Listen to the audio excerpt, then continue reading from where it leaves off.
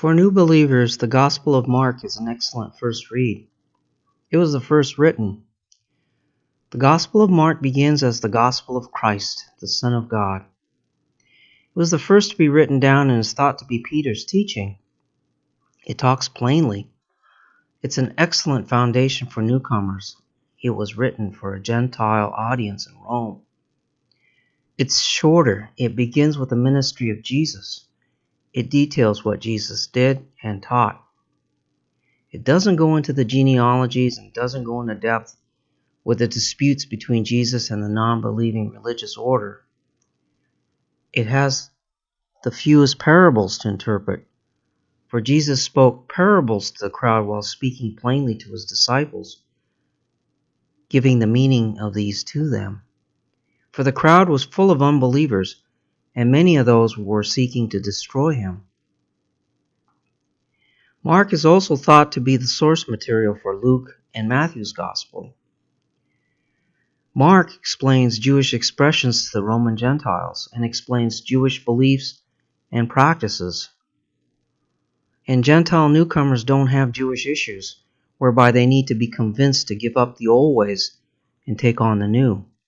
They can begin with believing Jesus is the Son of God.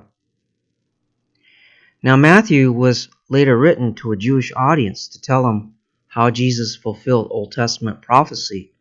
It addresses early objections of the messiahship of Jesus, for many Jewish non-believers could not accept Jesus was who he said he was, the promised one of Israel in the Scriptures, born of a virgin from the line of David, the Son of God, the servant of Isaiah 61:1. John is also very Jewish in nature and written last.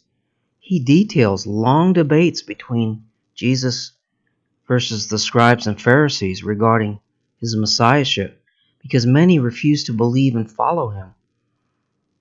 Both John and Matthew assume a good understanding of Jewish traditions of the time.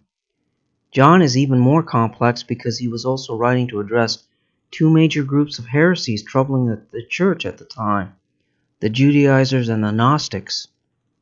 So a good idea is to read Mark, then Luke and Acts, Paul's epistles, and Hebrews, so you can understand how the New Testament is a better covenant than the Old. Especially read Acts 15.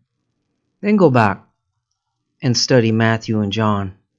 Again, Matthew and John were written later than the first two Gospels and include details which can confuse.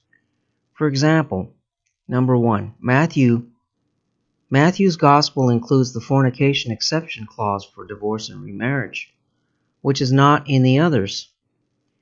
For Matthew was writing about Mary and Joseph's betrothal under Old Testament law, whereby Joseph would be just to put away his wife for cause of fornication because he had not known her.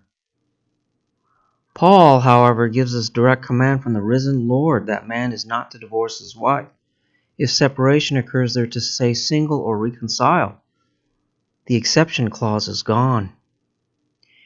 A remarriage to another person while the original spouse remains alive becomes adultery. Number 2, Matthew 5:17. It reads, "Think not that I have come to destroy the law of the prophets. I am not come to destroy but to fulfill. For verily I say unto you, till heaven and earth pass, one jot or one tittle shall in no wise pass from the law, till all be fulfilled." Jesus spoke these words to the crowds that he came to fulfill the Old Testament, but also the religious order was not in fact abiding in the written law of Moses, but instead they were following oral Torah, their own interpretations of the law. That's why he told them not one jot or tittle would pass until it's fulfilled. They were not abiding in the written law. Read John 5:46. You see, a newcomer could quickly be deceived by a Judaizer who tells them they have to follow Torah to be saved. Again, these details are not in Mark. Mark is clean and simple. It's the best first gospel for beginners. Matthew and John are for more mature readers who understand Jewish tradition and objections to Jesus.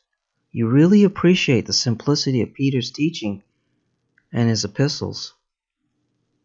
Mark is a first good read.